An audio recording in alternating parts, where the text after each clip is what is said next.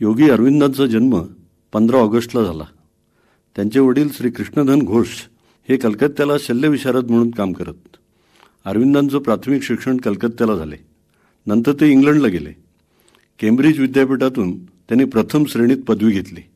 या कालावधीत त्यांनी इंग्रजी, फ्रेंच, लॅटिन आणि इटालियन या भाषांमध्ये प्रभुत्व मिळवले. ICSची परीक्षा ते पास झाले, पण घोडेस्वारीची चाचणी त्यांनी दिली नाही.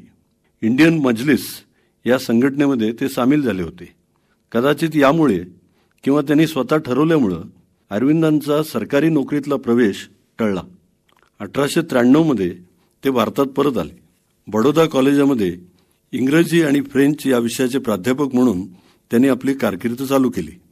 याच कॉलेजात नंतर त्यांचे प्राचार्य म्हणून नेमणूक झाली. प्रसिद्ध स्वातंत्र्य सैनिक आणि भारतीय विद्याभवन या संस्थेचे संस्थापक कन्हैयालाल मुन्शी हे त्यांचे विद्यार्थी होते. इंग्लंडमध्ये असतानाच अरविंदांच्या मनात देशभक्तीचे वादळ घोंगावू लागले होते. भारत हा केवळ एक देश नाही, तर चैतन्यानं भारलेलं ते एक व्यक्तिमत्व आहे असं त्यांना वाटे. ही भारतमाता पारतंत्र्याच्या शृंखलांनी जखडलेली आहे आणि ती आपल्या पुत्रांना साथ घालते आहे असे अरविंदांच्या मनामध्ये पूर्ण भरले होते.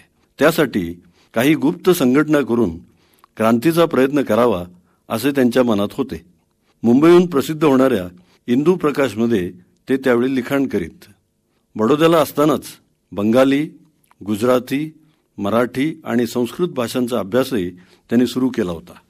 1907 अरविंदांनी बडोदा सोडलं आणि ते कलकत्त्याच्या नॅशनल कॉलेजचे प्राचार्य म्हणून रुजू झाले. या काळात त्यांनी वंदे मातरम नावाचं एक नियतकालिक चालू केलं होतं. त्यात ते अत्यंत प्रक्षोभक लिखाण करीत. ब्रिटिशांच्या गुप्तहेरांची त्यांच्यावर नजर होती आणि सरकार दप्तरी एक अत्यंत धोकेबाज मनुष्य अशी त्यांच्याबद्दल नोंदही झाली होती. अलीपूर बॉम्ब प्रकरणामध्ये अरविंदांना अटक झाली आणि त्यांना अलीपूरच्या कारागृहामध्ये ठेवण्यात आलं. या कारागृहात असताना श्री अरविंदांना काही गूढ आध्यात्मिक अनुभव आले. प्रत्यक्ष भगवान वासुदेव कृष्णानं त्यांना कारागृहामध्ये दर्शन दिलं असंही म्हणतात. हा श्री अरविंदांच्या जीवनातला एक निर्णायक काळ होता. सुभाषबाबूंचे राजकीय गुरु देशबंधू चित्तरंजन दास यांनी अरविंदांचे वकीलपत्र घेतले आणि आपल्या उगवत्या शैलीत त्यांनी श्री अरविंदांचा बचाव केला. राष्ट्रभक्तीचे शाहीर, राष्ट्रवादाचे प्रेषित आणि मानवतेचे पुजारी या शब्दात त्यांनी श्री अरविंदांचे वर्णन केले.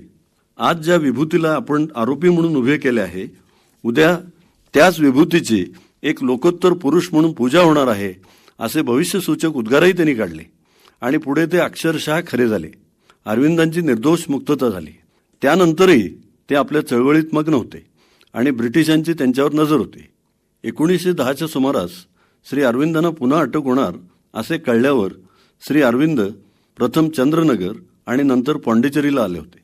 ते शेवटपर्यंत म्हणजे 1950ला महासमाधी घेईपर्यंत ते तेथेच राहिले. पॉल रिचर्ड आणि मीरा रिचर्ड हे जोडपे यावेळी अरविंदांच्या सानिध्यात आले. मीरा रिचर्ड नंतर पॉंडिचेरीला स्थायिक झाल्या. लोक त्यांना माताजी या नावानं संबोधित असत. अरविंदांनी पॉंडिचेरीत असताना जे लिखाण केले त्यात माताजींचाही सहभाग होता. लाईफ डिव्हाइन नावाचा एक द्विखंडात्मक ग्रंथ त्यांनी लिहिला. या ग्रंथात श्री अरविंदांचे सगळे तत्वज्ञान सामावलेले आहे. दिव्य जीवन हे श्री अरविंदांच्या तत्वज्ञानाचे सार आहे. ईशोपनिषदामध्ये एक श्लोक आहे, पूर्णमदः पूर्णमिदं पूर्णात् पूर्णमुदच्यते पूर्णस्य पूर्णमादाय पूर्णमेवावशिष्यते. या विचारसरणीला पूर्णाद्वैत असे म्हणतात. हे सगळे विश्व चैतन्याने भारलेले आहे. सर्व वस्तूंच्या, जीवांच्या ठायी हे चैतन्य आहे. जड वस्तूंमध्ये हे चैतन्य बोधरहित असते. त्यानंतर जीवसृष्टी आणि त्यानंतर मानव हे सगळे उत्क्रांत होत आलेले आहेत. माणसाने आत्तापर्यंतचा विकास हा केवळ जड पातळीवर म्हणजे भौतिक पातळीवर केला आहे आणि आता मनाचा विकास झाला पाहिजे असे श्री अरविंद म्हणत. त्यांनी या विकासाच्या काही पातळ्या दिलेल्या आहेत. पहिली पातळी म्हणजे सर्वसामान्य जनांची. नंतरची पातळी म्हणजे उच्चतम मन. इथे मनाचा दिव्यत्वाच्या दिशेनं प्रवास चालू होतो. नंतर प्रबुद्ध मन किंवा इंग्रजीमध्ये इल्युमाइंड माइंड. त्यानंतर अंतस्फूर्त मन म्हणजे इंग्रजीमध्ये इंट्युटिव्ह माइंड. याच्यानंतर ओव्हर माइंड आणि सगळ्यात शेवटी सुपर माइंड ही दिव्य अवस्था. श्री अरविंदांच्या पॉंडिचेरीच्या आश्रमामध्ये 1926 पासून ही दिव्यत्वाची साधना चालू आहे. स्वतः श्री अरविंदांनी 26 नंतर एकांतवास पत्करला. त्यांच्याशी संपर्क फक्त माताजींमार्फत होऊ शकत असे. श्री अरविंदांना जीव आणि परमात्मा यांचे द्वैत मान्य नव्हते. तत् त्वम असि या तत्वज्ञानाचा त्यांनी आयुष्यभर पुरस्कार केला. जे माझ्यामध्ये आहे तेच चराचरामध्ये आहे. मी, तू आणि ते आपण सर्व एकच आहोत असे ते म्हणत. अरविंदांनी अनेक विषयावर लिहिले आहे.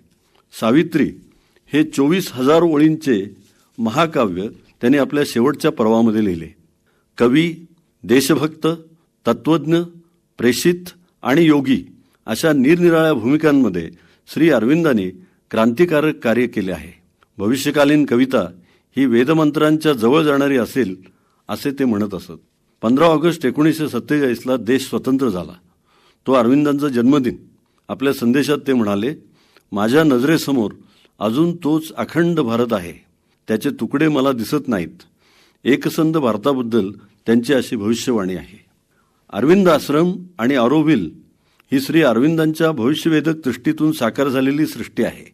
इथे देवसंघ स्थापन झालेले आहेत. जडातून जीव, प्रगत जीव, मानव, प्रज्ञावंत मानव, प्रेममयी मानव, अज्ञान, अहंकार, विषमता, द्वेष, जात्यंधता या सगळ्याच्या पलीकडे पोचलेला मानवी समाज श्री अरविंदांच्या दिव्य दृष्टीला अभिप्रेत होता. आणि तशा समाजात राष्ट्रांच्या सीमाही असणार नाहीत. ते एक वैश्विक कुटुंब असेल असे स्वप्न या महामानवाने पाहिले होते. श्री अरविंदांच्या सावित्रीची नायिका केवळ महाभारतातील कथेची पुनरुक्ती नाही, मृत्यूवर विजय ही श्री अरविंदांना या प्रगत दैवी समाजात अपेक्षित आहे. भगवद्गीतेवर त्यांनी जे निबंध लिहिले आहेत किंवा सामाजिक प्रगतीचे मानसशास्त्र, मानवी ऐक्यासाठी आदर्श या निबंधातून श्री अरविंद आपले विचार या एकाच दैवी समाजाच्या अवतरणावर ठाम विश्वास ठेवून मांडतात.